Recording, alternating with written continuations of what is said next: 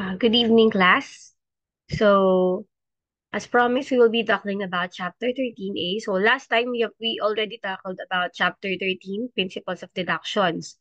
So, na-mention natin doon yung apat na tax reporting classification for deduction. So, first, we have cost of sales and cost of service, which we are very much well aware of. Second one is ordinary allowable itemized deductions. Third is the special allowable itemized deductions. And lastly is the NOLCO or net operating loss carryover. So the second one will be tackling that all in chapter 13A. And then the third one and the fourth one will be on chapter 13B.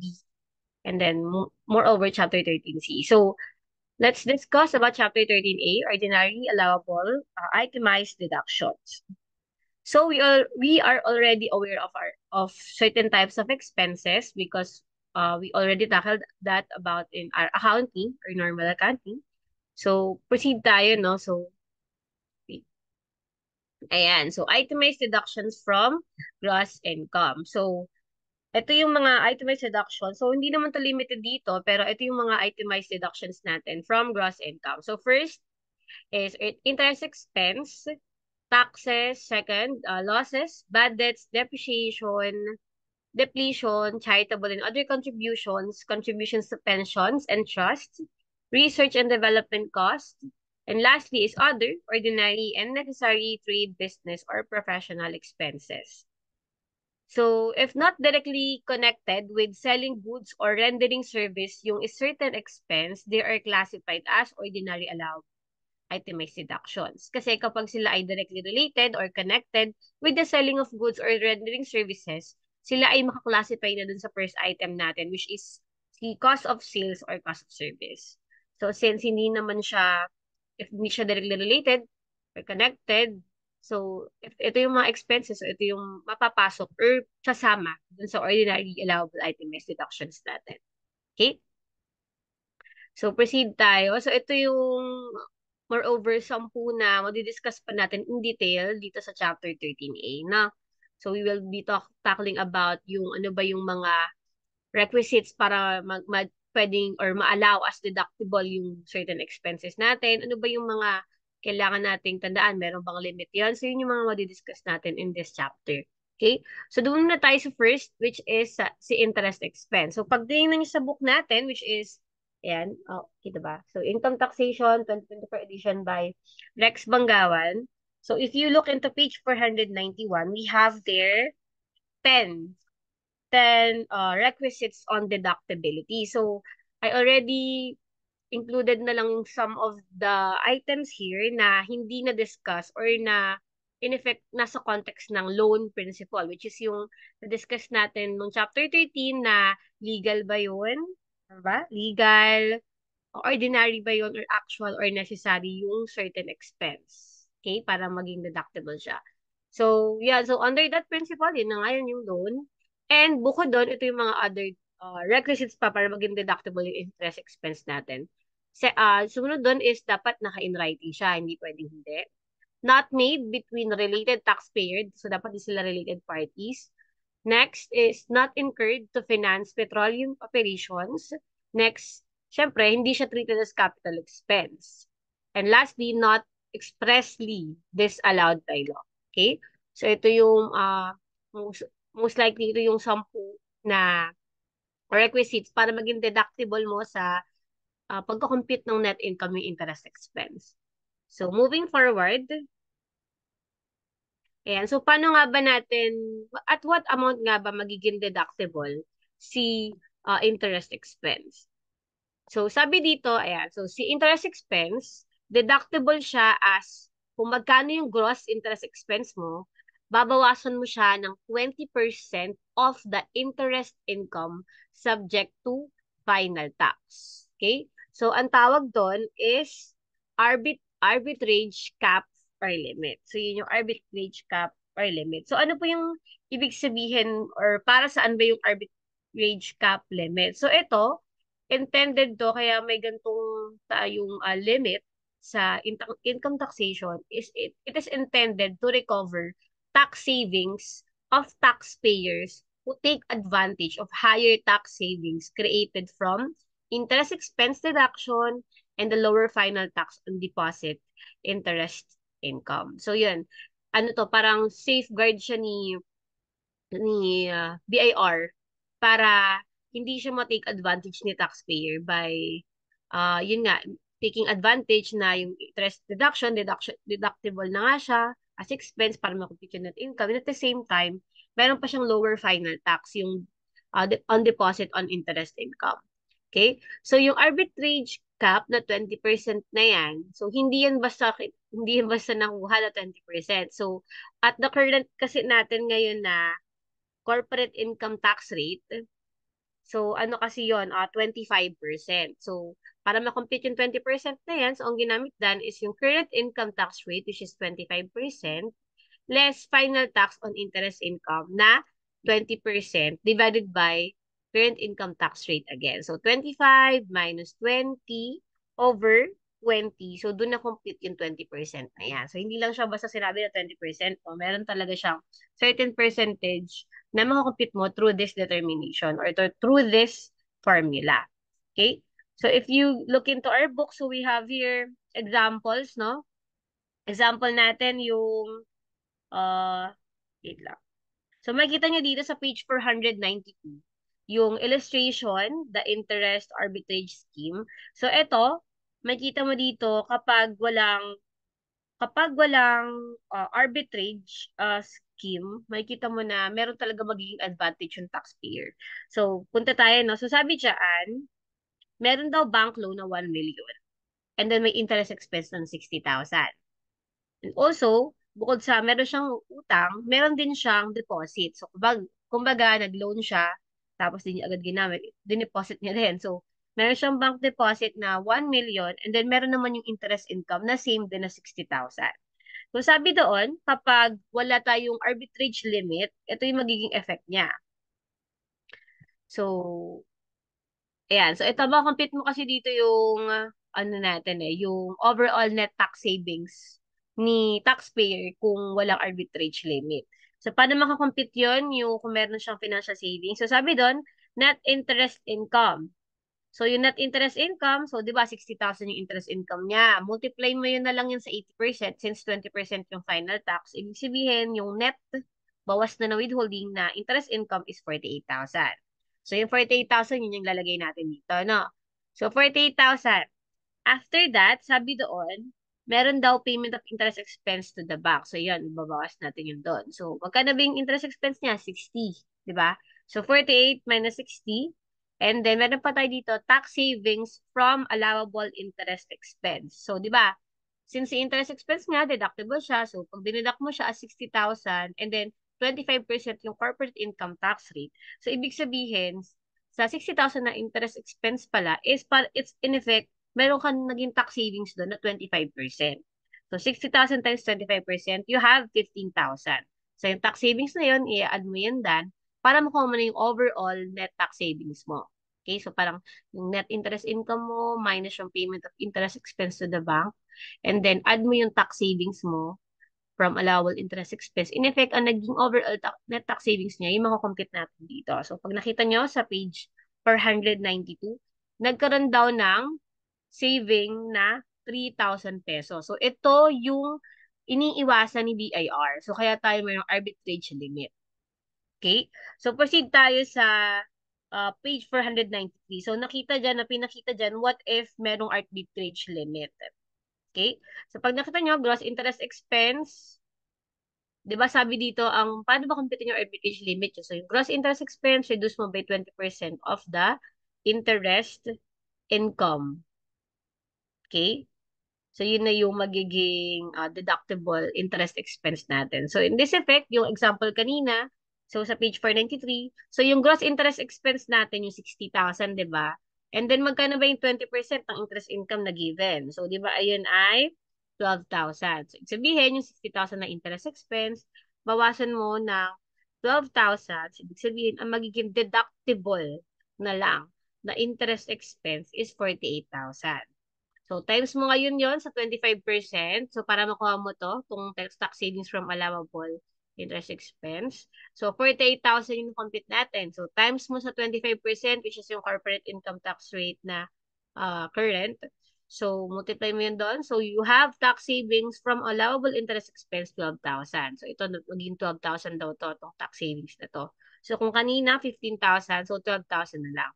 So, pag kinompute natin, so yung net interest income niya, same pa rin nung kanina, 48,000, minus yung binayaran niyang interest expense to the bank, which is 60, and then, add mo na yung, meron ng limit na tax savings from allowable interest expense na 12,000. So, makuha mo na ngayon doon, 48 minus 60 plus 12. So, nagkaroon na siya ng 0 overall net tax savings. So, yun po yung purpose ng arbitrage limit, no? Which is yung 20% nung uh, interest income, binabawas mo siya sa gross interest expense. Okay? So, bakit may ganun? Para, yun nga, sabi ko nga, para hindi maisahan si BIR ng mga taxpayer na meron siyang savings dahil minanipulate or parang tinalinuhan niya sa pagsisave or tsaka pangungutang. Okay? So, yun siya. So, you look into illustration number 2. So, yun lang din naman yung magiging effect nan. Okay?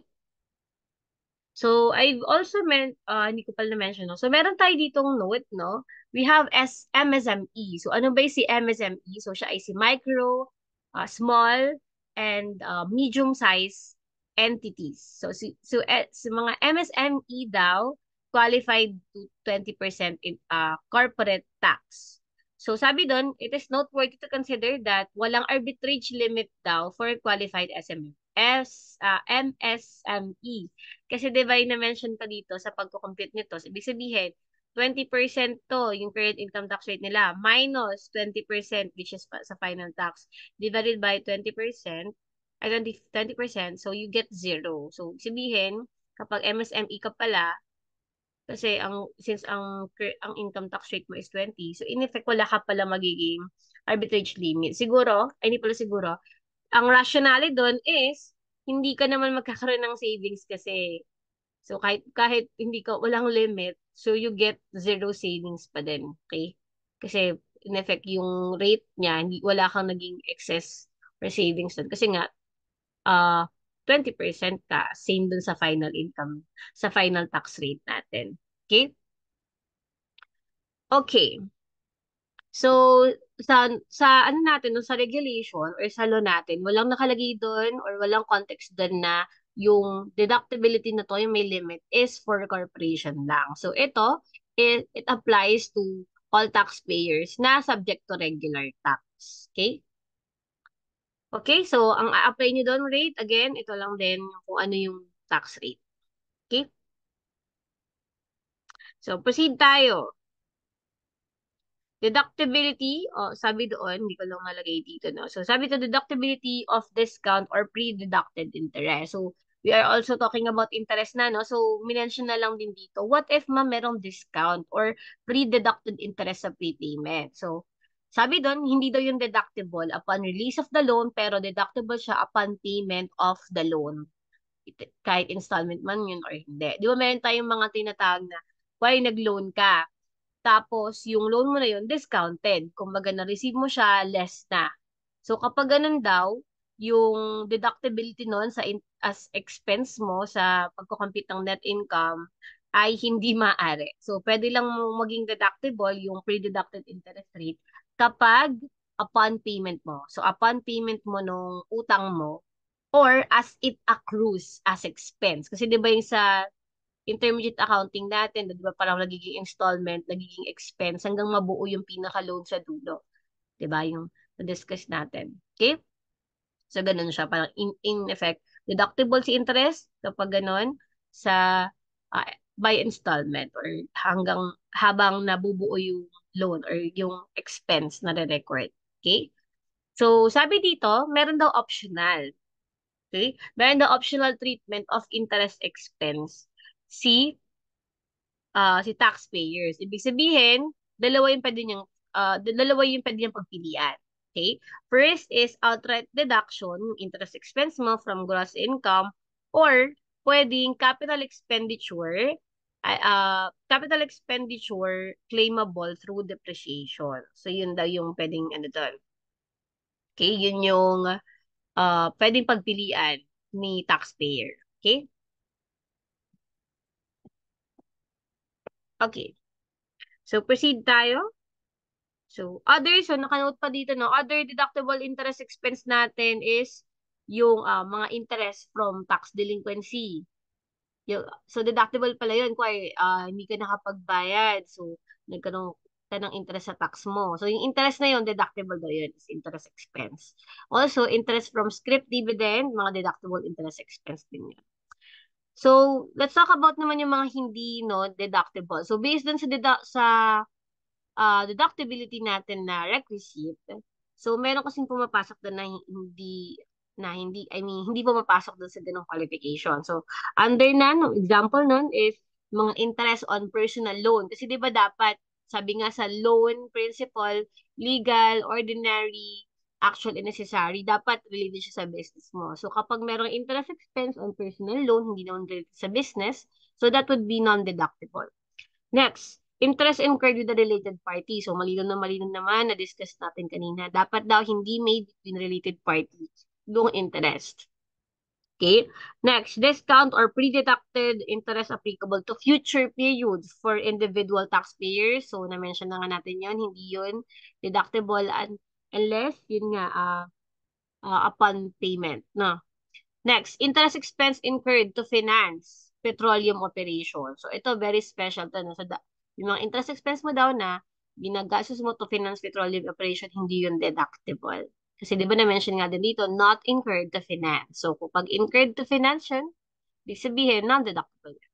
Next, interest on redeemable preference shares. Hindi daw yun deductible.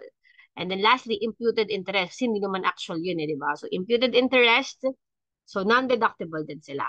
Okay? So, proceed tayo sa next natin, number 2, which is taxes. So, taxes daw ay deductible pala. Okay?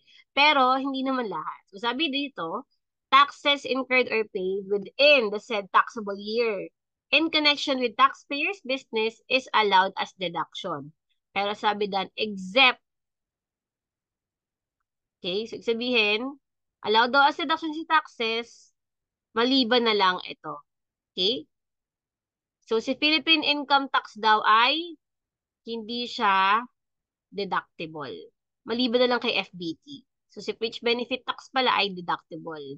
Pero si Philippine income tax other than FBT ay non-deductible. So, example no, ng mga non-deductible ay final income tax, capital gains tax, and regular income tax. So, hindi siya deductible sa pagkukumpit ng net income subject to tax. Okay? Next natin, foreign income tax. Okay? Next natin is foreign income tax is claimed as tax credit. So, kapag yung foreign income tax kasi pwede siyang, dalawa yung classification niya. Pwede siyang deducted mo as expense or pwede mo siyang i-claim as tax credit mo pag meron ka ng tax payable. Okay? So, next is estate tax. Ito, madidiscuss naman to sa future natin. No? So, estate tax and donors tax are not deductible expense, no? And then lastly is special assessment. So ano kayang mga rationale na bakit hindi sila uh, deductible as expense? So itong ano kasi natin, income taxes natin, as mentioned nga dito, they are not cost of earning income. Hindi naman sila ginastos mo para ma-earn yung income mo, 'di ba? Sila ay imposition itself dun sa magiging net income mo. So after na siya, post-income na siya, 'di ba? After the income. So, hence, they are not deductible. Si foreign income tax naman, again, same lang din nun, hindi naman siya cost of earning income. So, hindi siya din deductible. However, again, it is allowed to be claimed as deduction under NIRC if not claimed as tax credit. So, ito in effect, para exemption na din siya, no, si foreign income tax.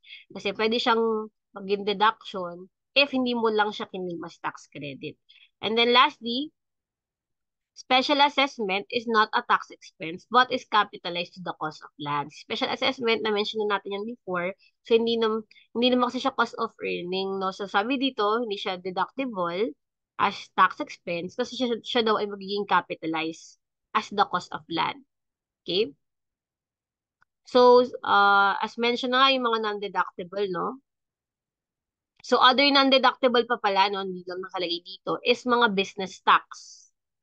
So, yung business tax, deductible siya except kay VAT. Okay? Kasi si business tax, madami yan eh. So, meron siyang percentage tax, excise tax, and si VAT. So, si percentage tax, tsaka si excise tax, sila po ay deductible except kay VAT. So, yung tinutukoy na business tax na non-deductible, siya po ay si VAT. Okay? Si value added tax.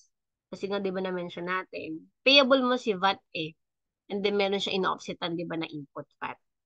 Okay? And then, another pa na non-deductible is mga surcharge or penalties on delinquent taxes. So, hindi siya deductible kasi pinenaltihan ka na nga, naging deductible mo pa, di ba? So, in effect, parang pasaway ka na eh. Yun yung, parang ayan yung parusa sa'yo, tapos magiging deductible pa. Edi nagkaroon ka pa ng tax savings. Okay? So, hindi siya, ano po, hindi siya deductible.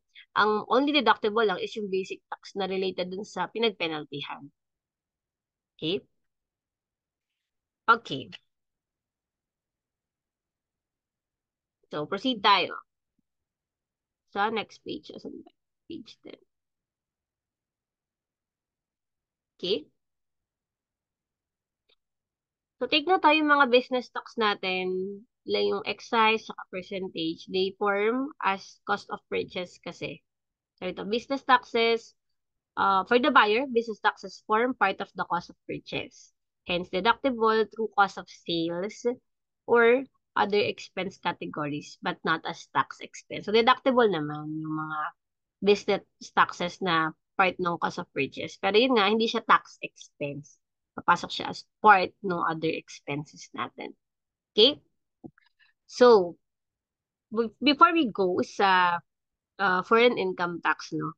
Punta muna tayo dun sa sinabi dito na, ayan, so only the basic tax is deductible daw, hindi yung mga surcharge and penalties. Ayan, so yun nga. Since yung mga surcharge kasi tsaka late payments, avoidable naman yun eh, unnecessary. So, hindi niya nami-meet yung loan principle natin na necessary. Okay? So, kaya siya non-deductible. Okay? So, proceed tayo. So, dati kasi, no, meron tayong tinatawag na unused input VAT. So, na-mention ko before, so may mga prescription kasi tayo sa mga validity ng mga taxes, etc., etc. So, si unused kasi na input VAT on zero-rated sales, kasi di ba na-mention ko before, nung last natin, chapter 13, yung mga,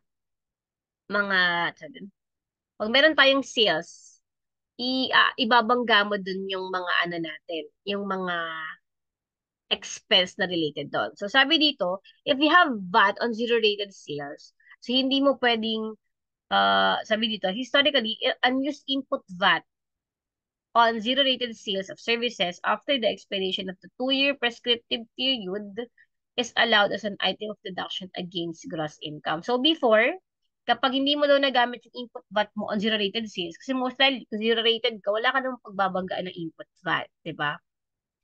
Kasi si zero rated kasi sales is mga ano yan, VAT registered company pero under PEZA, etc. etc. Kaya zero rated sila.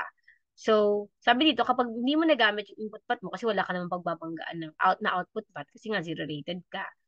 After 2 years daw, mag-expire yon. So, dati, pag nag-expire yon, pwede mo daw siyang i-claim as item of deduction against gross income. Pero, ngayon, si BIR ni-reverse yun na yung ruling na yun noong 2013. Reverse the rule in BIR ruling 123/2013 by disallowing the deduction of for lack of legal basis. So, hindi na pala yun pwede. So, kapag nag-prescribe yung unused input VAT mo, nga na lang. So, hindi mo na siya pwede i-claim as deduction kundi i-close mo na lang siya if nag-prescribe na siya. Pero hindi mo na siya para i-claim as deduction kasi hindi siya deductible sa income, in the purpose of net income computation. Na, so pwede mo pa naman siya ipakita sa FS mo as deducted. Pero yun nga, kapag for income tax return purposes, hindi siya deductible. Okay? Disallowed siya by law. So, proceed tayo sa foreign income tax. So, sabi ko nga kanina, foreign income tax can be claimed as deduction or tax credit. Okay? So, pag sinabing deduction, expense siya. And then, kung tax credit is pambawas siya dun sa payable mo at the end. Okay? Or lang siya habal parehas. Kasi iba, sobra ka na nun, dineduct mo na, ginagawa mo ang tax credit. So, only one, pipili ka dun sa treatment na yan. Okay? So, sabi dito, mayroon kasing mga scenario na yung isang certain taxpayer is madami siyang source of income from different country. Or meron namang iba na isang country lang, yung isang foreign country lang yung pinag-earnan niya bukod dun sa Philippines. So, sabi dito, ayan, if multiple foreign countries apply letter A per country, then letter B in their total. So, kapag isa lang kasi yung country na, foreign country na pinag-earnan mo, pagkakomputin mo yung limit sa tax credit, ito po yung kukumputin natin. Okay? Sabi dan. Diba? So, in effect kasi, kapag kinlay mo as expense, yung foreign income tax, buo siya, wala siyang limit. Pero pag tax credit mo kasi siya kinlay, meron siyang limit. Okay? So, kapag one country lang, sabi, you have to compute for the limit by using this formula. So, yung world taxable income, ibig sabihin, kung meron kang income from Korea and Philippines. So, yung world taxable income mo dito, ito yung total ng dalawa. So, you have here Korea and Philippine income. Okay? And then, yung numerator mo is yung Korea na income mo lang. So, it's in effect, parang Korea divided by Korea plus Philippine income. So, yung percentage na makuha mo nun, multiply mo yun sa Philippine income tax due. Okay? So, yun yung limit na makakompute mo.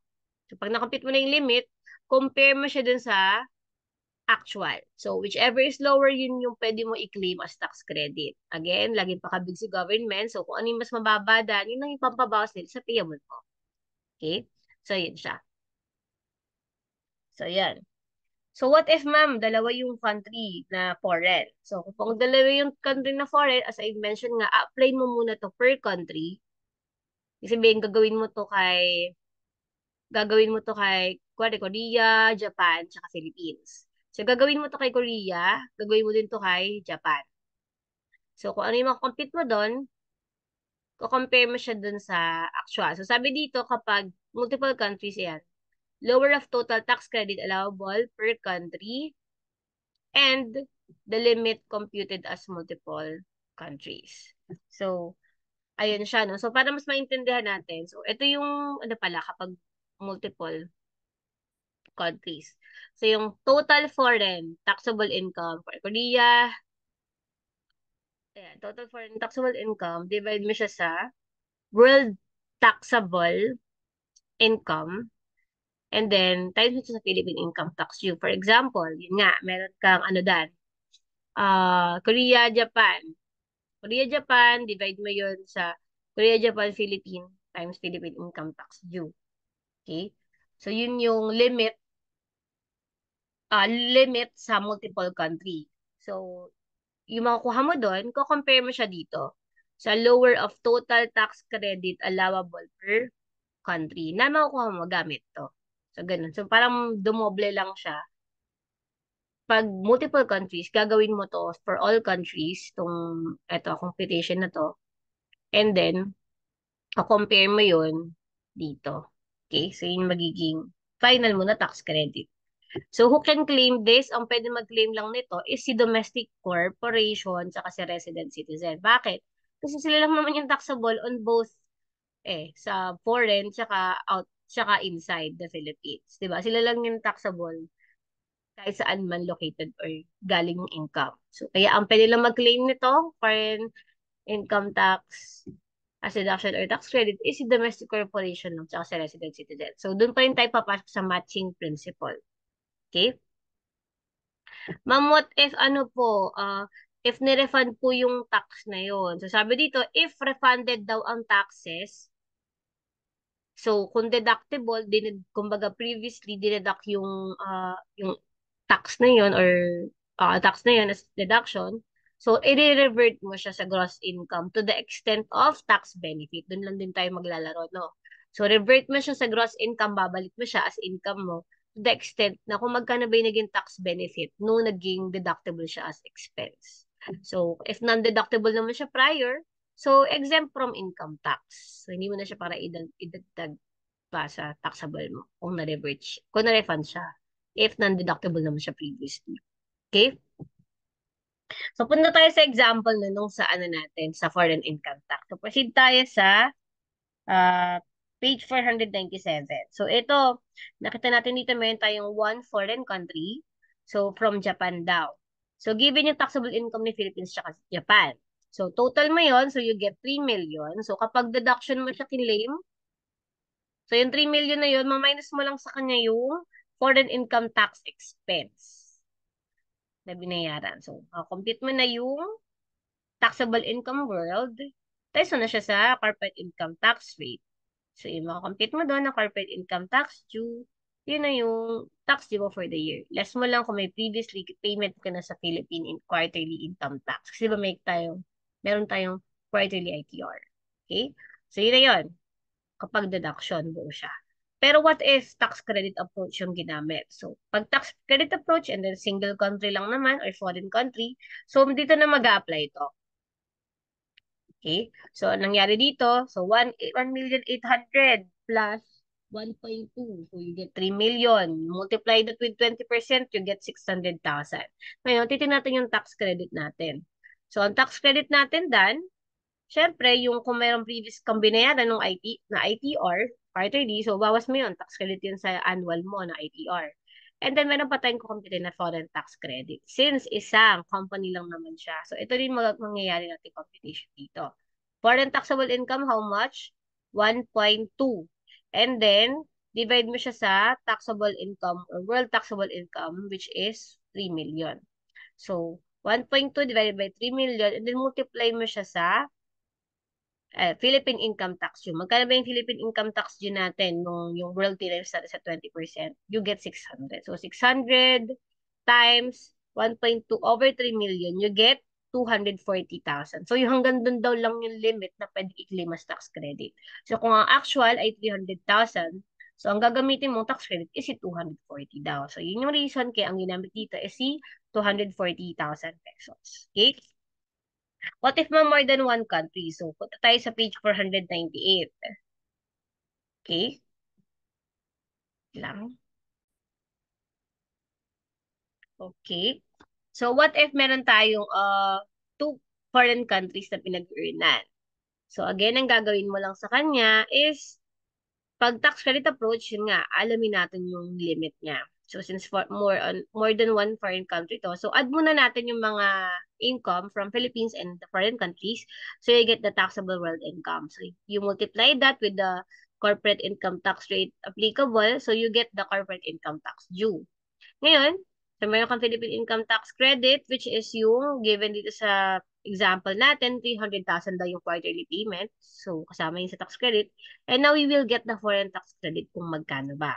So, as I've mentioned, is gagawin mo nga muna yung letter A, and then saka mo gagawin yung letter B kapag more than one country. Kaya nangyari dito, si Japan, kinampit mo yung actual niya na 400,000, i-compare mo siya sa country limit which is 1.2 divided by world income na 4.5 times yung Philippine income tax due natin na 1.125.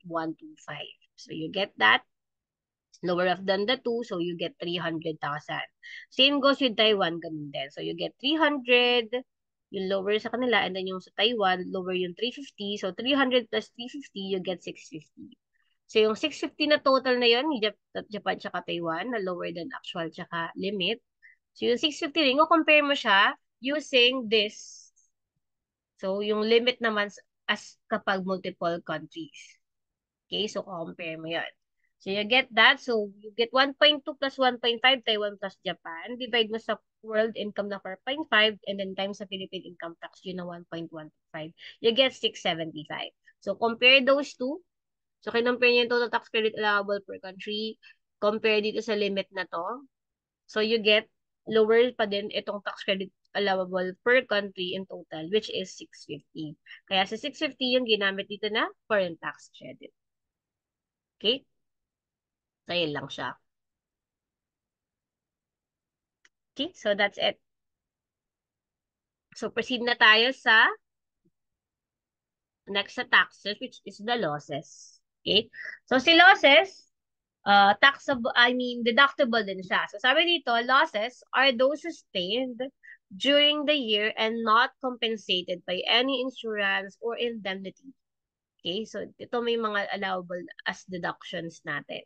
Dapat daw sustained during the year siya and hindi siya na-reimburse from any insurance or contract indemnity para ma-cover yan. Okay? So, in effect, dapat hindi pala siya temporary dapat. Okay?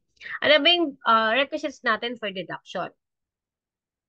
So, yung requisites natin for deduction is first, dapat business law siya. So, dapat incurred siya in trade, profession, or business ni taxpayer. Okay? So, doon pa rin siya papasok sa loan natin na principal. Next, ordinary loss. So, pag sinabing ordinary loss is siya ay connected with the trade.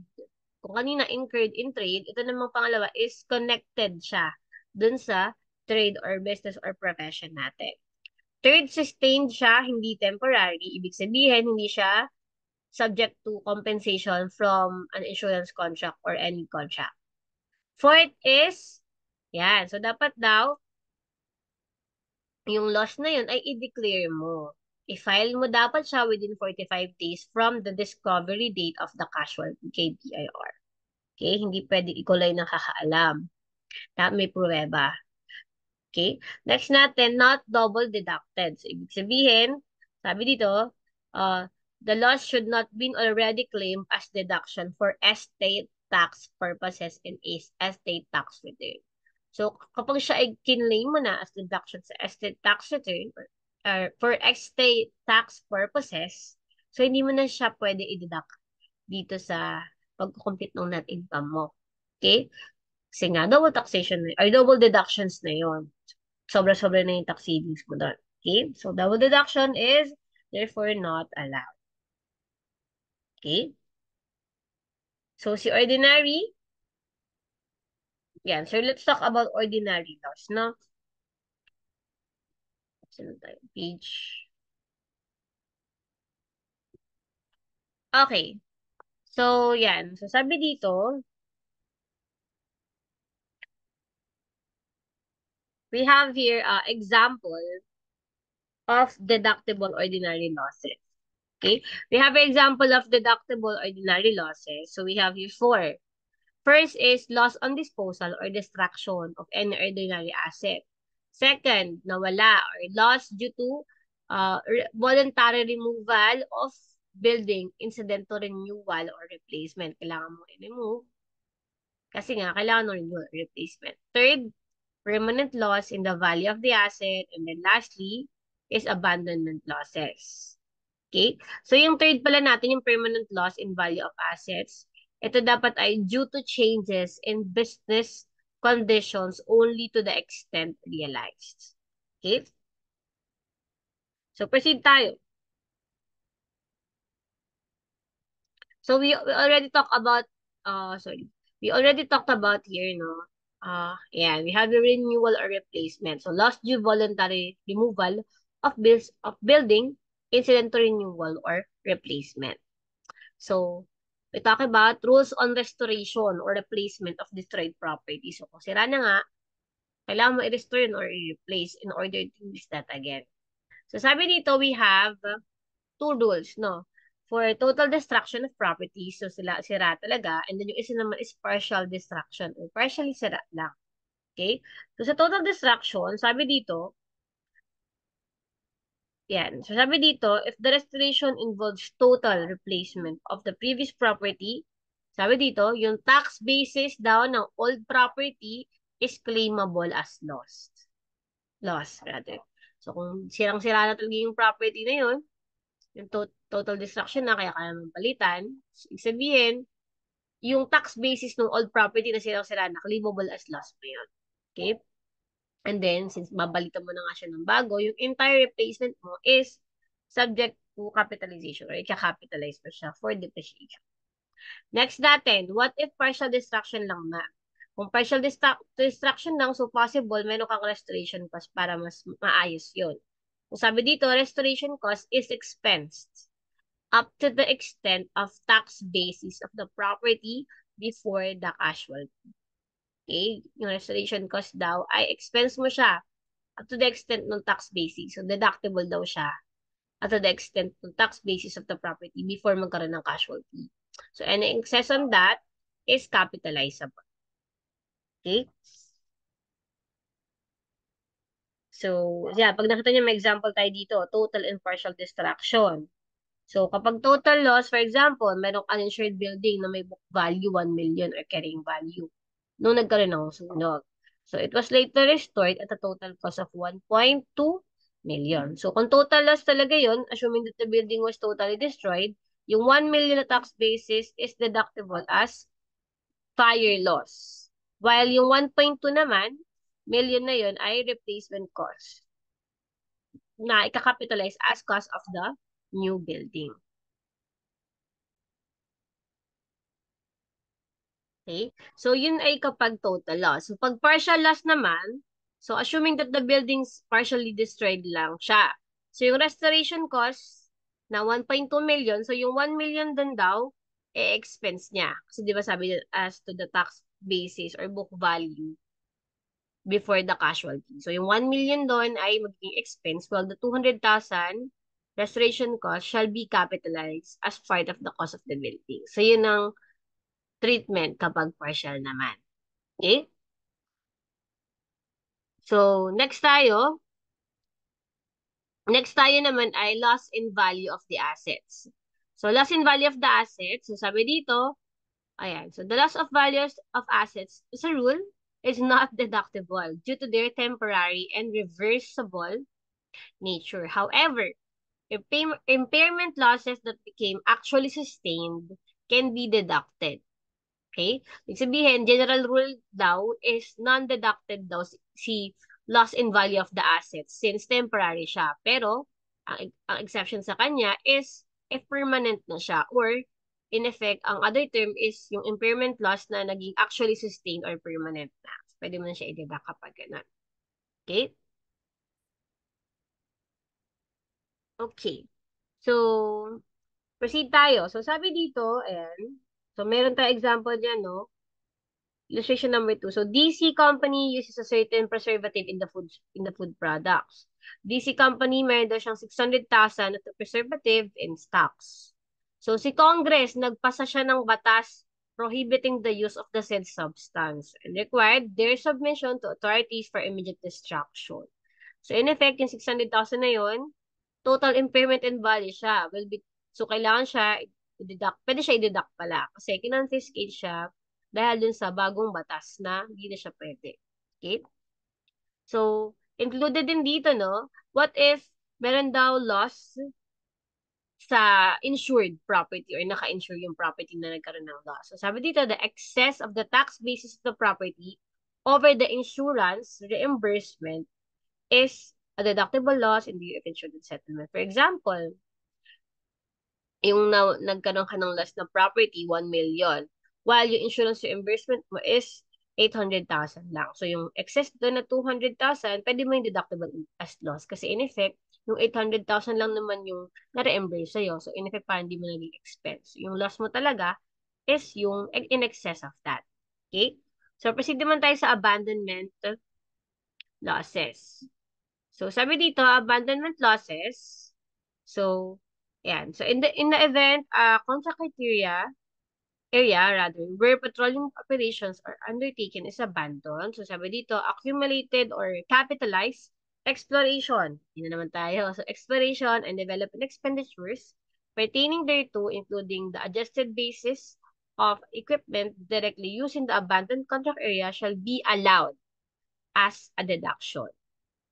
Provided, okay, provided daw na merong notice of abandonment na final kay commissioner. Okay, so pwede pala yun.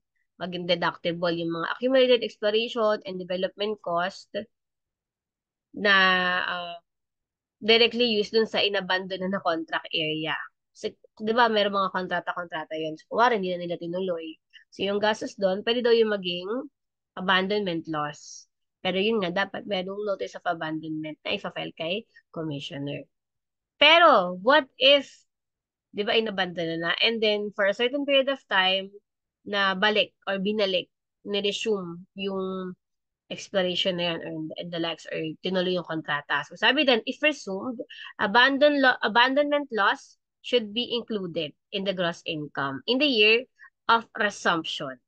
Okay? Kailangan mo na siya i-include ulit in gross income in the year of resumption, and then, pwede mo siyang i-amortize after that. Kasi nga, asset naman talaga siya. Okay? So, next tayo, what if we have here, meron tayong tinatawag na losses from wagering transactions are passive activities. So, losses from this, such as mga gambling and other passive activities, shall be allowed. Allowed naman daw pala. Only, nga lang, to the extent of the gains from the same transaction. So, to the extent lang ng gain, hindi ka pwede bumawas doon. Or sumobra rather. Na? So, sabi dito, yun, take note lang din, no? Application of the matching rule. Lagi rin i-apply yun yung matching rule, no? So, ano ba to? Yung income ba nito ay na-recognize? So, yung any expense na related doon, pwede ma-recognize yun. So, sabi dito, kapag taxable sa global income, saka mo lang pwede i-deduct yung mga losses na outside of the Philippines. Kasi doon naman tayo ma-match mo kung ano yung lang yung income, kung yung income niya is sa Philippines lang, bawal may deduct yung mga losses ng ibang bansa. Okay? So, matching principle lang tayo. Hindi ka basta makadeduct. Okay? After losses, we have bad debts. So, we're also aware or alam na natin, inform na natin ano ba yung bad debts. So, si bad debts, these are the debts due to the taxpayer which were actually ascertained to be worthless and were charged off within the taxable year. Sabihin ni write off siya. So, kasi sigurado ka na ng worthless na hindi mo na makukuha. Okay? So, we have here requisites or ano ba yung mga requirements para maging deductible yung bad debts natin. Okay? First is ascertained as worthless. So, dapat daw sigurado ka na or masisigurado mo na worthless na talaga yung receivable na hindi mo nakuha.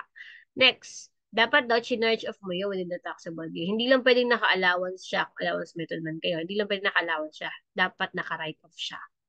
Third, business related. Hindi porket may receivable ka, ilalagay mo na yun kapag hindi na-collecta as bad debts or ni-write off mo na. Kasi dapat business related siya. Again, doon pa rin tayo papasok sa loan principle. Okay? So, ordinary dapat siya din sa business. Okay? Hindi necessary. Fourth, if you are using accrual basis of accounting. So, kailangan daw, para ma-deduct mo yun, is you are using accrual basis of accounting. Bakit? Kasi, matching principle lang din yung babanggaan nito. Kasi if you are using cash basis, ibig sabihin, hindi ka nagre-record ng accrued income. Eh, kailan ba nagkakaroon ng receivable? Kapag meron kang income na hindi mo pa nakokolekta or ina-accrue mo pa lang. So, in effect, kung cash basis ka, I mean, kung cash basis ka, ibig sabihin, hindi mo na-record yung income mo. So, sino ka para ibawas yung bad debts? Eh, hindi ko pa nga nakakapag-record ng income kasi nga, cash basis ka. So, yun yung ibig sabihin. Matching principle lang tayo. Okay? So, then lastly, is must not be incurred from a related party. Pa rin tayo papasok sa dapat siya related party transaction. Okay? So, example natin dan. So, tingnan na lang natin, no? So, meron tayong example dan, no? Merong sa page 503. So, meron yan. So, si La Paz, Mindanao Corp, meron daw siya, gumagamit daw siya ng accrual basis as a taxpayer. Then, nag-estimate siya na ang probable na hindi doon niya daw makakolekta is 700,000. Aside from the following accounts, which were ascertained to be worthless and were written off during the year. So, yan, pumasok doon. So, sabi doon, ascertained to be worthless and then written off then during the year. Okay? So, puntahan natin ano ba yung mga deductible as bad debts expense. Receivable from sale of goods to a bankrupt client. Deductible ba? Opo, deductible siya. Next, investment in a subsidiary liquidated at a loss. Ano ba siya? Hindi siya kasama kasi siya ay capital loss. Next, receivable from sale of services to the subsidiary. Tama ba? Kasama po. Okay, and then lastly, advances to president set off against his salary. So, ito ay compensation expense. So, hindi siya related sa, ano natin, batet. Okay, so that would be it. So, yung, di ba na-mention nga natin, no, yung example kanina, yung investment in a subsidiary liquidated na loss, capital loss po yun. So, si capital loss kasi, not deductible as bad debts siya. Okay? Kasi yun yung mga bad debts from personal receivable, which is hindi naman siya business related.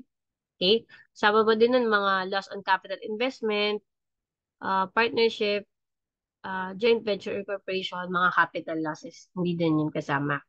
And then lastly, securities becoming worthless of taxpayers other than domestic banks and trust companies, a substantial part of whose business is the receipts of deposits. So, yun yung mga capital losses natin na hindi sa deductible as expense kasi dapat na. Ordinary lang. Okay? So, kapag yung di ba na-mention na natin yung chapter 9, what if ma'am yung budgets na dineduct natin is na-recover siya? So, kung na-recover siya, pwede mo siyang isama as addition sa gross income in the year na na-recover mo siya. Pero again, only to the extent lang na ang income tax benefit dun sa said deduction year. Okay? Okay, so proceed tayo naman. After that, we have number 5, which is depreciation. So, sa depreciation, allow na natin yan. So, depreciation, it is a reasonable allowance for the exhaustion and wear and tear of the property used in our trade or business. So, na-mention na natin to before. We have straight line method, declining balance method, some of the years, digit method, and any other method na piniprescribe ni Secretary of Finance upon uh, the recommendation of commissioner. Okay?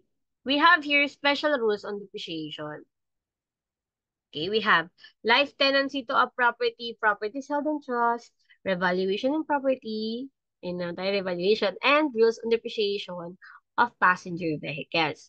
So, sa life tenancy to a property, sabi dito, as if the life tenant was the absolute owner of the property and shall be allowed to the life tenant. Kumbaga siya na yung titira dun sa property na yun for life. Sabi dito, it's as if ang treatment dahil si life tenant yung absolute owner ng properties. Ibig sabihin, allowed siya as deductible ni life tenant. Next natin, shall be a portion. So si property held in trust. So, nasa trust fund yung property. So, sabi dito, shall be a portion. Dapat daw i-allocate between the income beneficiaries and trustees. Okay? Kailangan daw siya i-apportion. Pero according siya sa provision ng instrument creating the trust. Yung kumbaga napag-agreehan dun sa trust. So kung wala naman napag-agreehan or nakalagay na provision sa instrument kung paano yun, so sabi dito, si trust income allowable to each. So sabihin, i-allocate mo yung depreciation ka-match nung trust income na allowable dun sa each trustees or beneficiary. So, parang i-prorate mo siya doon. So, meron tayong example dito, no? So, sabi dito, meron daw 2 million na na-earn. And then, 400,000 na depreciation expense for 2020. So, sabi dito, ang nagiging designation daw nito is 10% daw kay Ana, 20% kay Karina, and then 70% remaining dun sa trust. So, si 2 million and then si 400,000, you have to allocate that or proportion them based dun sa kung ilang percent ba yung provision dun sa trust nila. Okay? Or kung magkano yung income na allowable to each nila. Okay? Next tayo, revaluation on property naman. So, di ba may na-mention tayo sa Int Act na nag-discuss tayo na meron tayong tinatawag na revaluation or nagkakaroon tayo ng adjusting of the value of the asset up to its fair value. Okay? So, sabi dito, based sa rules ng depreciation for tax purposes, sabi dito, the depreciation of an asset must be premised on its acquisition cost and not in the appraised value.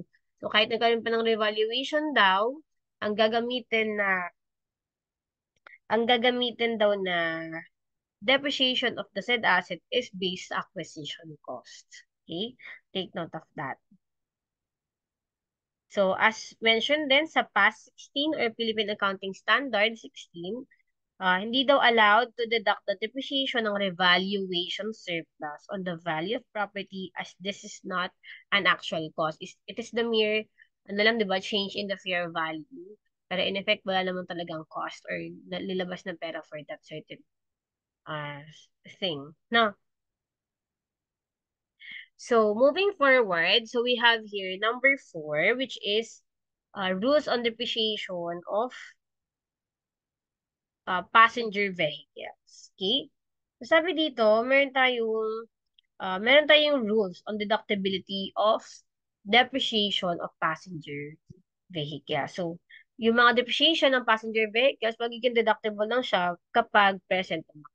So, sabi dito first, is merong substantiation. Sabihin, you have proper receipts and other documents with the vehicle identification number na yun ay binili mo. So, substantiation. Next, sabi dito, substantiation of the direct connection or relation of the vehicle to the development operation of the business. Kumbaga, magkakaroon ka din ng substantiation na yung passenger vehicle mo talaga na yun ay related or kailangan or necessary talaga dun sa trade or business mo.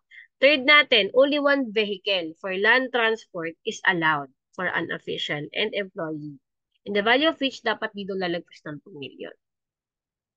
And then lastly, wala daw depreciation na pwedeng i-claim as deduction sa mga yate, helicopter, airplanes, aircrafts, and land vehicles na nag-exceed sa threshold unless yung main line ng business talaga is transportation. Siyempre, sila talaga yung maraming passenger vehicle, di ba? So, yun siya. So, any vehicle na hindi nagko-confirm dun sa apat na sinabi ko, are considered non-depreciable. So, pag non-depreciable for taxation purposes, siya ay makakonsider na ngayon as capital assets. Okay? So, yun yung kailangan nating tandaan doon. So, in relation to that, no, we have, before we go to depletion, we have also amortization of intangible assets. So, yung amortization ng intangible assets, same lang din siya ng concept sa depreciation, pero yung term na natin dito kasi sa depreciation expense is, what do you call this? Amortization expense. Yun yung tawag kapag intangible asset yung din-depreciate natin. Okay? So take note also class, no?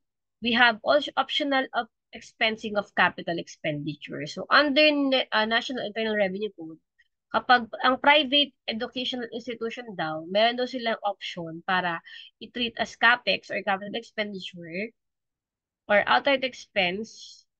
Sabi dito, option to treat capital expenditure as an outright expense or expense siya mo or deduction through allowance of depreciation. Ibig sabihin, ika-capitalize mo siya. Okay? Again, kapag private education institution, meron kang option kung yung expenditure mo ay outright ba or capitalized for depreciation. Okay? So, doon na tayo sa pang-anim, which is depletion. So, si depletion, so na-mention din natin before sa impact. So, it is the provision for the periodic return of capital investments in wasting assets such as minerals, gas, and oil. Okay? So, under this, we have, so kapag sinabi kasing wasting asset, meron siyang tatlong stages. So, una, i-explore mo muna or exploration period in which it involves ascertaining or sinisigurado mo nag-exist ba, okay ba yung location or quality ng deposit or mineral. Yung exploration period. Next naman natin is development period or stage. So, dito naman nagsistart na it commences when deposits of or minerals are shown to exist in sufficient commercial quantity. Kumbaga, after exploration, nakita mo na meron pala talaga doon. Ngayon, sa development stage, ito ay na-ascertain mo na merong sufficient or enough na commercial quantity ng deposits or minerals or oils dun sa pinaghanapan nyo or pinag-exploran nyo. And then lastly, commercial production it is the stage na actually i-extract mo na ng malakihan or mass extraction na yung nagaganap. And then after mo extract, ipoprocess mo siya and ibebenta mo thereafter. Okay? So we have here, so ito medyo kakaiba tong mga terms na to dito, no? So bear with me na lang. So we have here common rules. So we have here common rules for both mining and oil operation. So magkaiba pa pala ng treatment yan, depende kung anong type of, ano bang type of wasting asset yung meron ka. So common rules for both mining and oil operation. So taxpayers shall classify their expenditures into, so classify mo daw into cost of acquisition or improvement of tangible properties, while yung isa naman ay intangible, exploration, drilling, and development cost. Okay? So let's talk about dun sa first muna, no, sa cost of acquisition or improvement of tangible properties. So sabi dito, we have here treatment sa tangible or nahahawakan ng mga development cost. So kapag, sabi dito, so, basahin nyo lang, no, yung mga meaning na, no, so, yung mga tangible development cost natin. Yun yung mga acquisition or improvement ng tangible property for depreciation natin. So, sabi dito, what is the treatment of tangible development cost? So, kapag yung tangible exploration development cost mo ay capitalized and deducted through allowance for depreciation subject to the following rules. So, yung tangible mo doon na exploration and development cost, for capitalization talaga yan most likely. And magdidida ka lang through depreciation from that.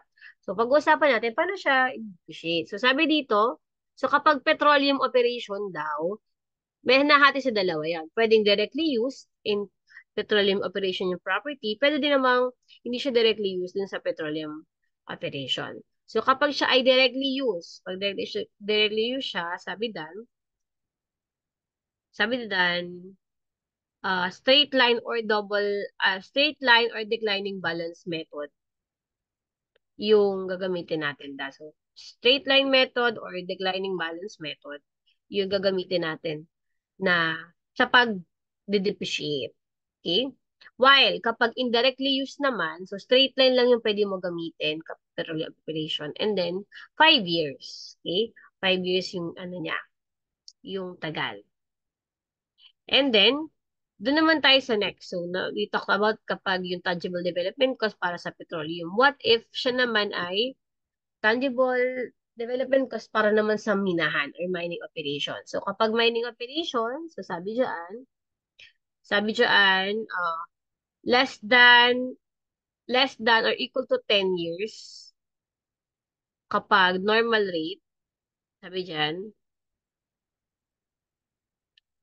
and then yung isa naman ay greater than 10 years. Okay? Greater than 10 years natin. So, pag greater than 10 years ay i-depreciate mo siya. So, kung kanina, normal rate, no, 10 years or less. So, ito naman, kapag greater than 10 years, 5 to 10 years naman yung niya, yung pwede mong gamitin na useful life for depreciation. Okay, so greater than 10 years, equals 5 to 10 years yan. 5 to 10 years. Okay? So much with tangible. Doon naman tayo sa uh, intangible. So, sa intangible exploration and development cost. So, we have here, uh, kapag yung intangible exploration and development cost mo ay before commercial production, and then, paano mo siya iti-treat naman kapag after commencement of commercial production. Okay? So, sabi dito, pag before commercial production, matic, siya ay capitalized as cost of the wasting asset. Kapag before. Kasi pag before, ibig sabihin, for preparation pa talaga siya. Pero, next tayo, kapag after commencement na ng commercial production, kumbaga nagpo-produce na siya, o hindi mo na siya kailangan i-prepare, okay na siya talaga. Sabi dito, after commencement of commercial production, if incurred with, first, non-producing wells or mines, ibig sabihin, pag ganun daw, deducted siya in the period paid or incurred. Na, sabi dahil, in the period paid or incurred, na subject siya sa limit na less than or equal to 25% of the net income per year. Well, yung isa pa naman is what we call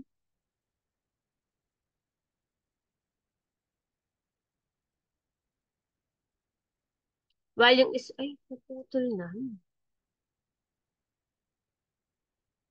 Okay, putol pala siya, no? So, yun siya. Non-deductible, non-producing wells or mines deducted in the period paid or incurred. While kapag producing wells or mines naman siya, at the option siya ni taxpayer. Either capitalize siya and amortize using cost depletion method, or deducted siya in the year paid or incurred. So, yun siya. So, kapag non-producing well pala, deducted siya in the period paid or incurred na meron lang limited 25 percent, less than or 20, equal to 25% of the net income per year, yung computation. And then, kapag ano naman, kapag producing wells or mines, pwede ka mamili kung capitalized and amortized or deducted in the year paid or incurred. So, kapag capitalized and amortized, gagamit ka lang ng cost depletion method. So, I think nawala nga siya dito, no? Ay, napunta yun. Alam mo, nawala ko lang. Hindi talaga. Okay. Okay, so yun siya, no? So may competition lang din siya daan na ano siya, na merong formula, which is tax basis of wasting asset, which is carrying value, and then cost sa first year, and then carrying value sa second year, and moving forward. So para na-compute yun, sa tax basis of wasting asset, multiply mo lang sa units extracted or total estimated units. Hindi ko alam ba't nawala yung ano dito eh. Pero ganun siya. I-edit ko na lang siya dun sa ano natin. So, yan. May example tayo sa page 508. So, you look into it na lang since very simple lang naman yung example, no? So, yan. So, na-mention ko nga kapag expense option daw ang pinili mo sa non-producing mines is, ito na nga, less than or sabi dito, may be deducted daw yung cost or expenses natin outright, pero meron lang siyang limit na hanggang 25% lang siya ng net income from mining operations without the benefit of any tax incentives. Okay? Kaya pag nakita niyo yung mini-mention ko, makita niyo yun sa page 508 to 509. Take note class ha, yung limit na to, para lang to sa mining operation. Okay? Sa mining operation lang yan. Sa mining operation.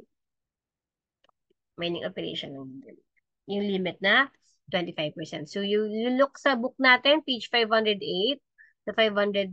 So, given yung mining gross income, other deductible expenses, exploration, and drilling costs on non-producing mines na figure. So, kapag aalamin natin yung annual na deductible expense or sa exploration and development drilling expenses, ito yung magiging computation natin. So, yung gross income niya, yun sa pinaka-base natin, less other deductible, mo common yung net income, mo common yung net income, okay, mo common yung net income nun, and then, multiply mo siya dun sa limit natin, which is 25%. Ibig sabihin, hanggang dong amount lang, pwede ka mag-deduct ng EDD or Exploration Development and Exploration and Development. So sabi doon, so kung beginning mo, zero yung value nun, Exploration and Development Drilling, and then add mo yung uh, Exploration and Drilling cost for the year, so you get 2.1, and then less mo na yung deductible EDD expense mo. So ano ba yung actual niya? Ang actual niya ay ayan, ang actual niya ay 2.1, pero sabi kasi 'di ba 1.5 yung limit niya. So, yun lang yung pwede ibawas, 1.5. So, yung net na balance nun, yung magiging beginning mo the next year. Add mo yung naging additional na 800, so you get 1.4. And then, ang deductible expense mo is, you have 1.125.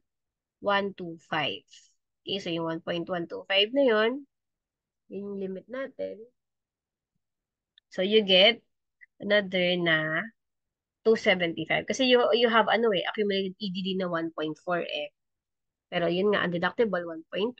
So, yun yung deduct natin. So, you get another balance, 275. Move muli yun ng 2024. So, add mo lang ulit yung actual. You get 875. So, compare mo siya dun sa limit. So, 1.65 yung limit natin. Eh, 875 na lang yung pagbabawasan mo. So, hanggang 875 na lang din yung pwede ibawas mo. Okay? Take note class kapag namili ka na kung ano yung option mo, kung dideduct mo siya as anong method, so mag-a-apply na yun throughout the years, next years, no? Pero yun nga, per contract basis yan. Okay? Okay, okay. So again, apply mo lang yung matching principle. Dapat kapag taxable na siya within the Philippines, any item na nakalagay sa labas or outside of the Philippines, hindi mo siya para i-claim as deduction. Okay? Next naman tayo, which is number 7. So number 7 naman tayo, which is charitable and other contributions. So sabi dito, contributions or gifts made to the government or non-government organization. Pwede daw yun i-claim as deductions. Pero again, meron tayong requisites, okay, to be claimed para ma-claim mo siya as deduction or requisites for deductibility nila. So una, si donee or yung dinonatan na institution, again, must be a domestic institution. Hindi dapat siya foreign. Dapat within the Philippines. Bakit may ganyan? Kasi parang encouragement na din siya sa mga mag-contribute. So, may encourage nila na magbigay or magbigay or magregalo sa mga domestic institution. Okay? Kaya yan, requisite ng domestic siya. Okay? So, next natin. No income of the donee, I think, no income of the donee institution in your to benefit of any private individual. Sabihin, walang privately na nagbe-benefit from the said donation. Okay? Next tayo, third, property donated be valued at the tax basis. So, dapat daw yung property na dinonate ay nakavalue sa tax basis. Okay? Next natin for, taxpayer must be engaged in trade. Okay? Baka naman, si taxpayer makapagbigay yun, hindi naman siya talaga nag-engage sa business. Taxpayer daw must be engaged in trade. Business or practice of profession. Next, number 5 sa prerequisite natin is si donee must issue as a COD. So when we say COD, hindi yung cash on delivery. So COD ay Certificate of Donation, which is BIR Form 2322. So si donee or yung pinag-donate, dapat mag-i-issue daw siya ng Certificate of Donation, which is BIR Form 2322, na nag-i-include ng donors or yung nag-donate ng statement of values. Okay. And then lastly, si donation daw kapag is at least 50K, dapat daw ay si donor mag-file siya ng notice of donation to his registered RDO. Okay? Within 30 days upon receipt of the certificate of donation. Okay? So, si charitable and other contribution, pwede siyang i-deduct, pero meron siyang dalawang treatment. So, pwedeng full deductible, and then second naman is partially with limit siya deductible. So, we have here mnemonics, no? So, under full deductibility, we have PTA. Okay?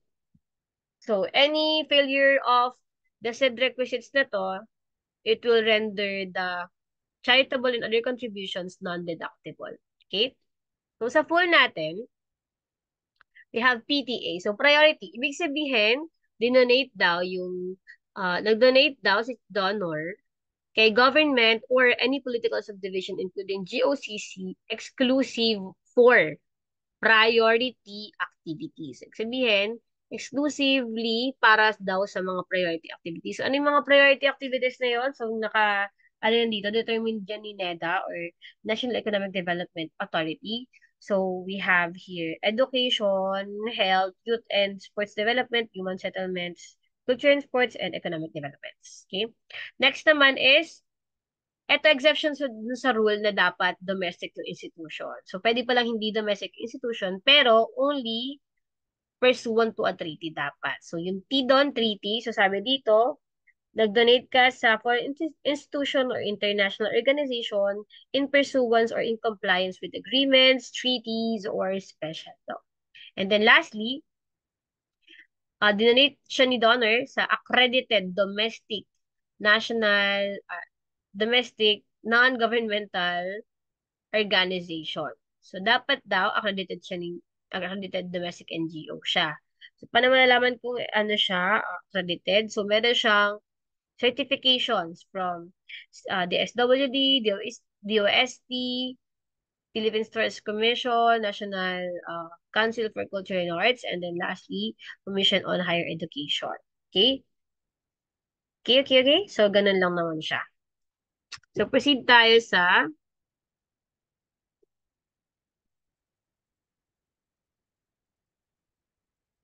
ayan.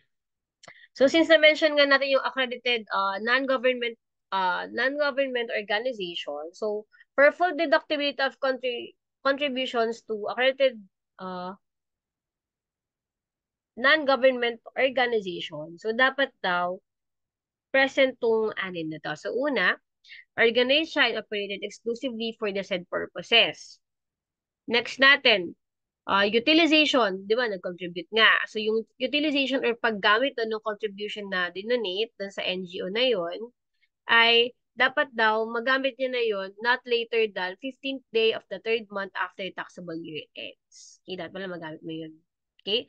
Third, yung admin expenses daw ni non-government organization ay less than or equal to 30% of the total expense. Okay? Fourth, Board of Trustees members must not receive remunerations. So, ito lang, nag-receive sila na mga kung ano man. Okay? Next natin ay number 5. In event of liquidation, si non-government organization assets daw will be distributed to another non-profit domestic corporation organized for the similar purpose of the NGO. And then lastly, other than money contribution, it should be valid at acquisition cost. Okay?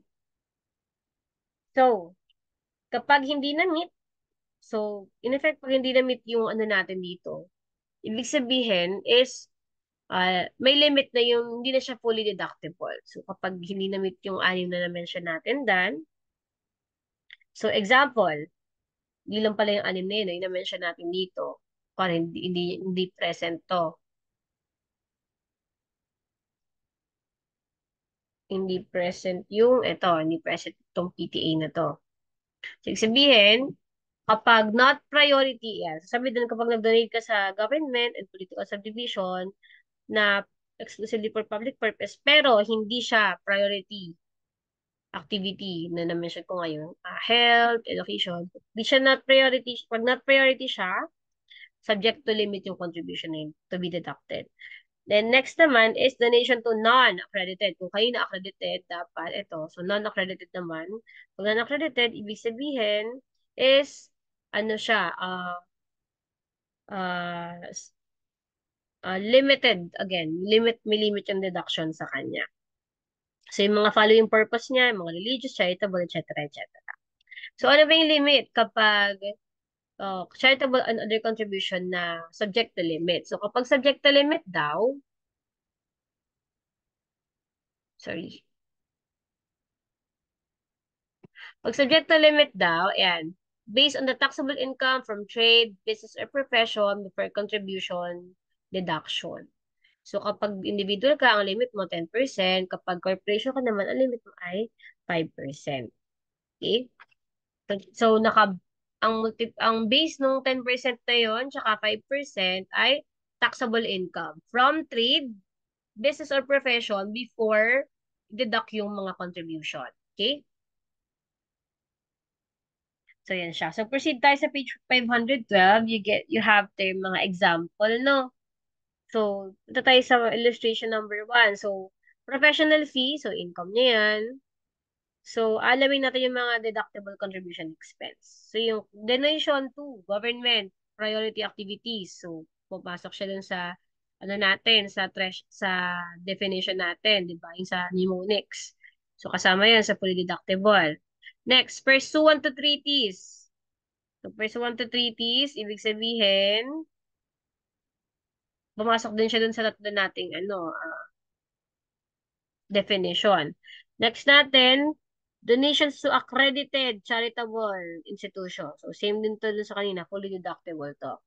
Next natin, donation to the government for public purposes. So, hindi siya sinabi na for priority. Ibig sabihin, yung 80,000 na yun, partially deductible. Non-accredited, so partially deductible din. Foreign, charitable institution. So, ito ay hindi naman to treaty eh. Foreign lang talaga na charitable institution. So, in effect, hindi po siya deductible. Donations to street beggars.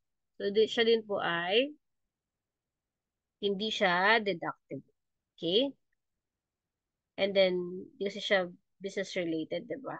Next natin ay other deductible, tsaka wala din siya sa list. So, other deductible business expense, so deduction natin yun doon. Okay? So, in effect, ang naging fully deductible lang natin, government priority, accredited charitable institution, tsaka treaty covered entities. While yung mga partially naman, yung mga non-priority siya non-accredited. Okay?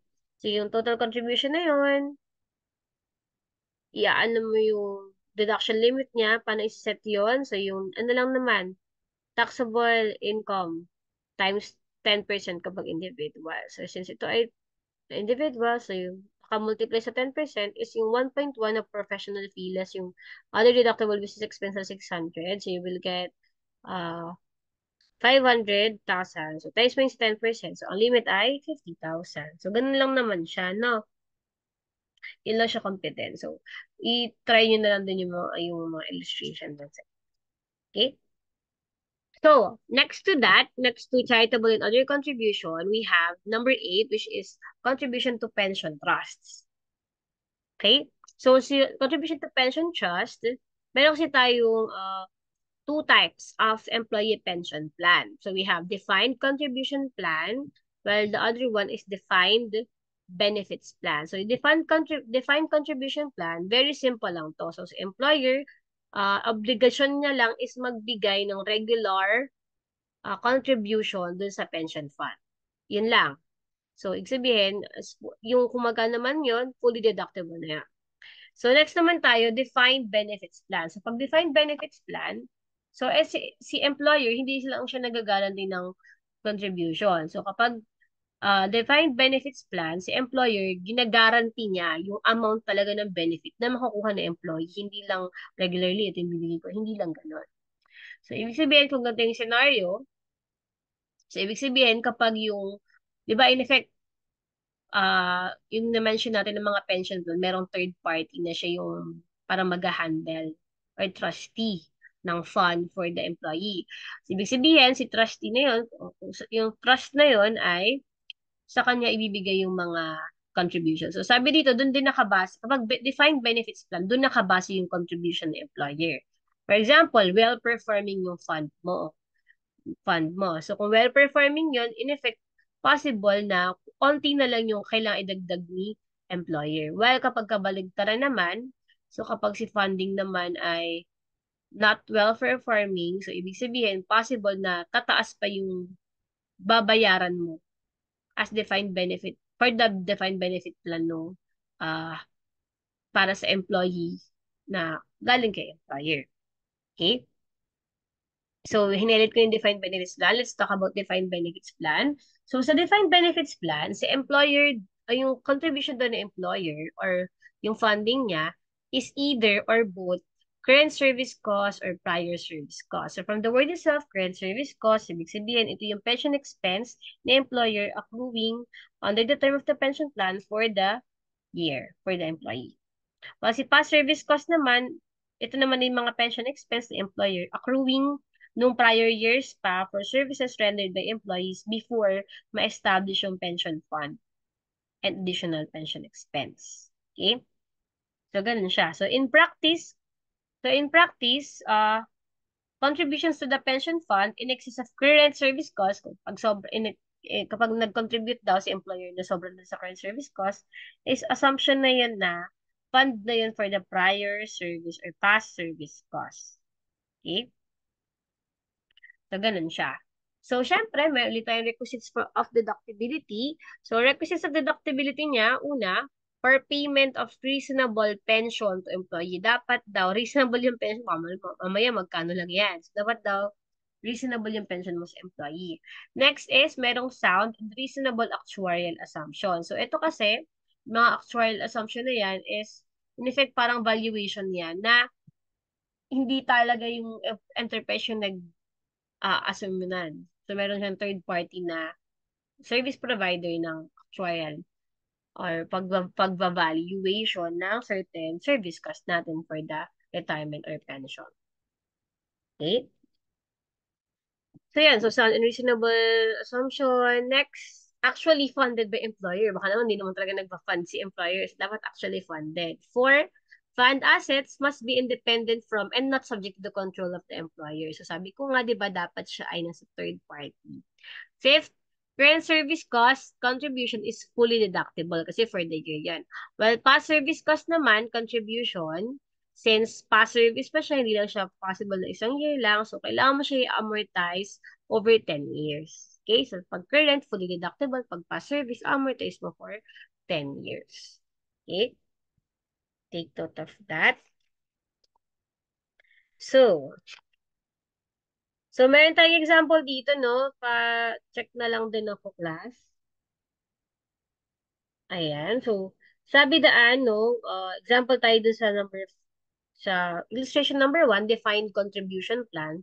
Sabi dito, si Liliw Liwa nag-contribute ng 100,000 during the year as to sponsor as the defined contribution trust fund. So, si employee, naggawa siya or nagbayad din siya ng 50,000. So, in effect, parang 150 yung pumasok dun sa fund. Pero, di ba, syempre, ang magiging deductible lang ng employer is kung yung matching principal, kung ano yung ginastos niya. So, yun lang yung deductible natin, yung 100,000. While kapag defined benefit plan naman, so yun yung nakalagay dito, nag-establish doon ng pension plan for its employee in 2023.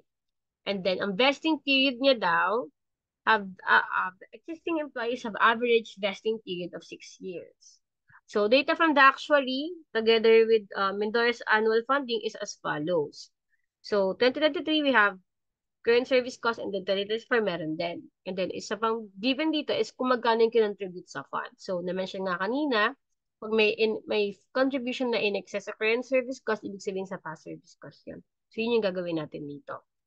So, the 2023 deductible pension expense shall be, so kung 2023, ibig sabihin, 800,000 yung contribution, minus mo yung funding for service cost na current, you have 500,000 na for past service cost. Divide mo sa amortization period na 10 years, ibig sabihin, 300 plus 50,000 yung deductible pension expense niya. So, 2024, ganun lang din. So, yung 500 na contribution minus 310 na current service cost, divide mo yun sa 10 years. So, 19,000 yung amortization niya. So, ang pension expense for the next year, or 2024, is yung 310 na yun, yung current service cost, plus yung 19,000 na amortization yung natira, and then add mo pa yung last year na nag-start kang mag-amortize na 50,000. So, in effect, 379,000 yung amortization ay yung ano pala, deductible pension expense natin. Okay? So, proceed tayo sa next natin. Okay, to continue, let's move to the number 9, which is research and development costs.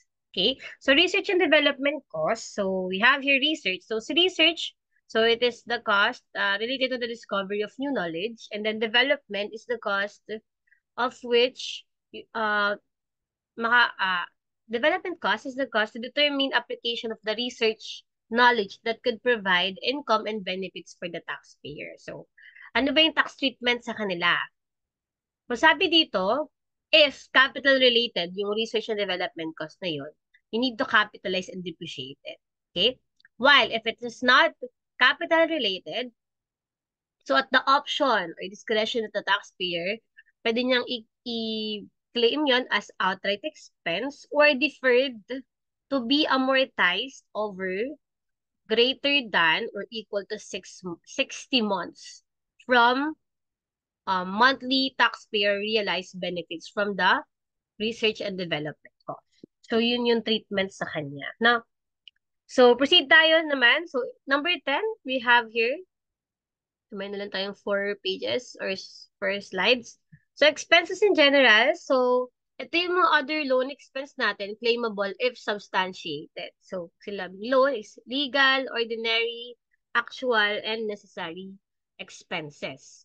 So, ito, claimable to if substantiated. Ibig sabihin, if with enough receipts and other documents necessary. Okay? So, sabi dito, ang mga example nito, yung mga very familiar na tayo, mga salaries and allowances, fringe benefits, SSS, rental, royalty, repairs, etc., etc. So, some of the examples of this na hindi pa natin na-mention before is what we call EAR or entertainment, amusement, and representation expense. And lastly is transfer to reserve fund and payments to policies and annuity contracts of insurance companies and miscellaneous expenses. Okay? So, dun muna tayo sa EAR or EAR or entertainment, amusement, and representation expense. So, yung EAR kasi, it includes representation expense and or depreciation expense or rental expense na related sa entertainment facility. So, pag sinabing representation, ito yung expenses natin for meeting, mga refreshments, etc., etc., for meeting with guests. Okay? While yung entertainment facility naman, related din naman sa representation or meeting with the guest or entertaining the guest, pero ito yung mga facility na binili mo for such meetings. Okay? So example nan mga yate, vacation home, and any similar item for entertaining guests or employees. So, moving forward, so we have also here requisites of deductibility para ma-deduct natin yung year. So, we have here, binayaran siya or incurred during the taxable year. Next is connected siya to the furtherance of the business. Third is, hindi siya contrary to law, morals, good customs, public policy, or order. Fourth natin is must not be paid to an official or employee as bribe, kickback, or other similar payments.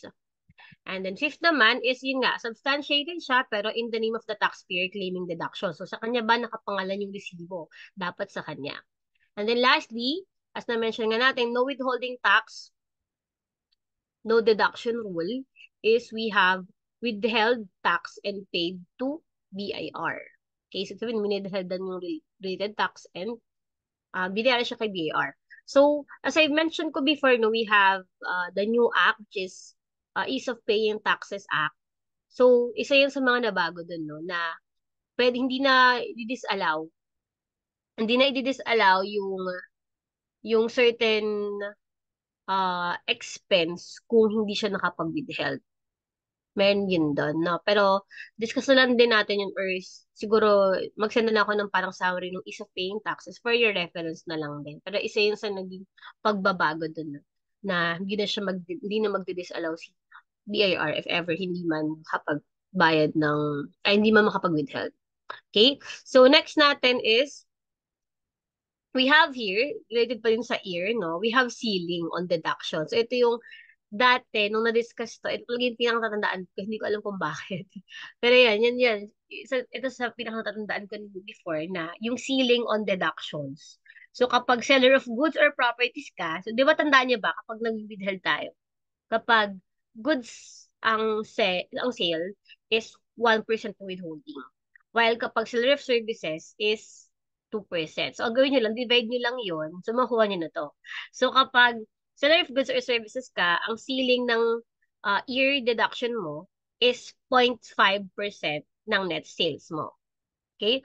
While kapag seller ka naman ng service, 1% naman ng net revenue mo. So, ibig sabihin, any excess ng year mo sa 1% ng net revenue mo kung seller of service ka, hindi na siya deductible. Sabihin, up to 1% lang siya na net revenue. Same goes with seller of goods, up to 0.5% lang siya na net sales mo. Ma'am, what if parehas po meron ako, seller of goods ako, and then seller of service po? So kapag ganon, i-allocate first mo muna yung sales mo. Allocate mo yung para sa net sales, and then allocate mo yung para sa revenue, para sa service rather. So, allocate mo yung para sa sale of goods, allocate mo yung para sa sale of revenue, sa sale of service rather, and then multiply mo sila dun sa actual year. Ibig sabihin, yun yung limit ng net sales, and then yun yung limit ng net revenue. Okay? So, yun siya. Okay. So, proceed tayo.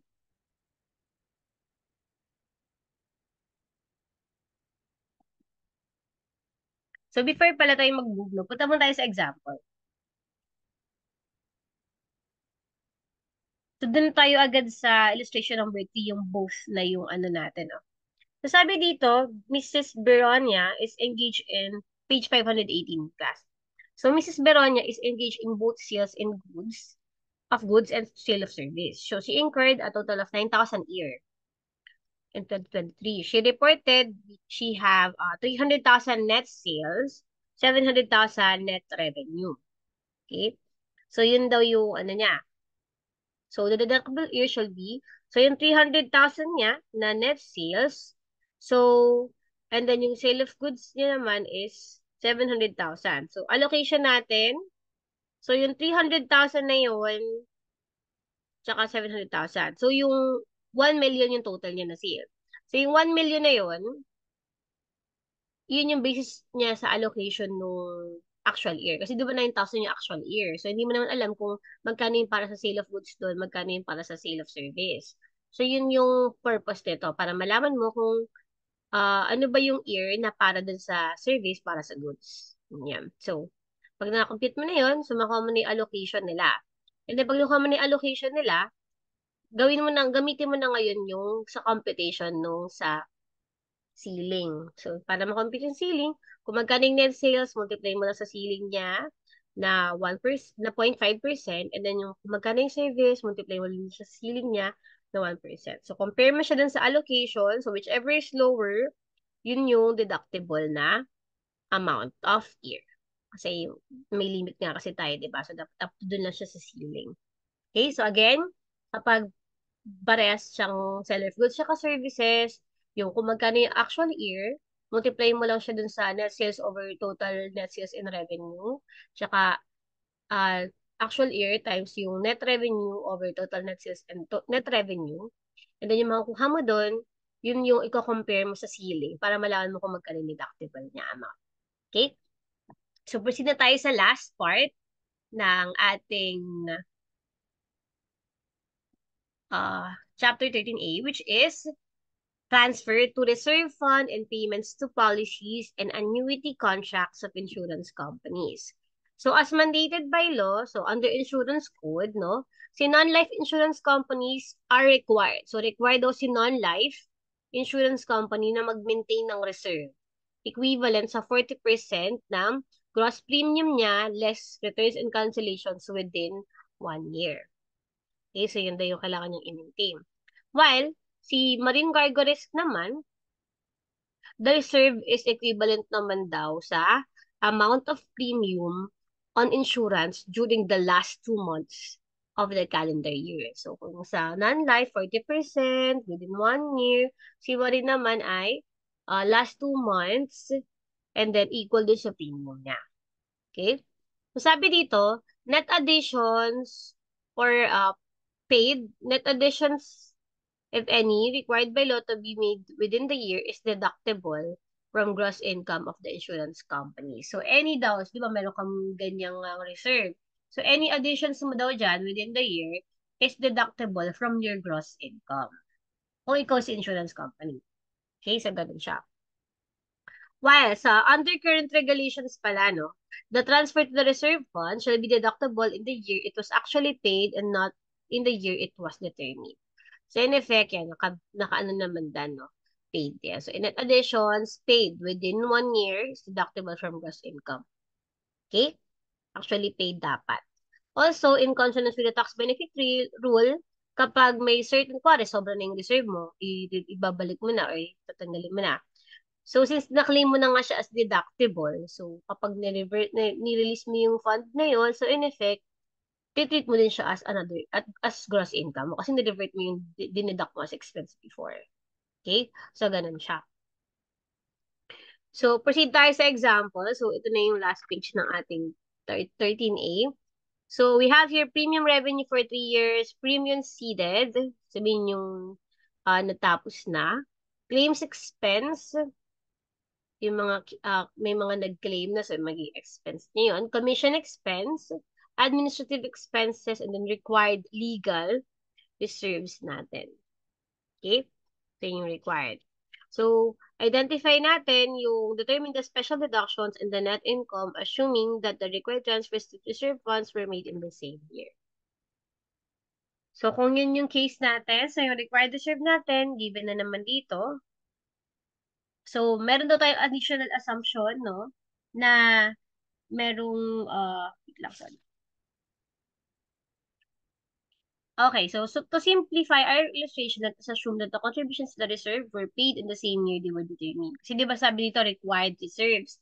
So, ang assumption daw natin is, yung required reserves daw ay paid within that year also.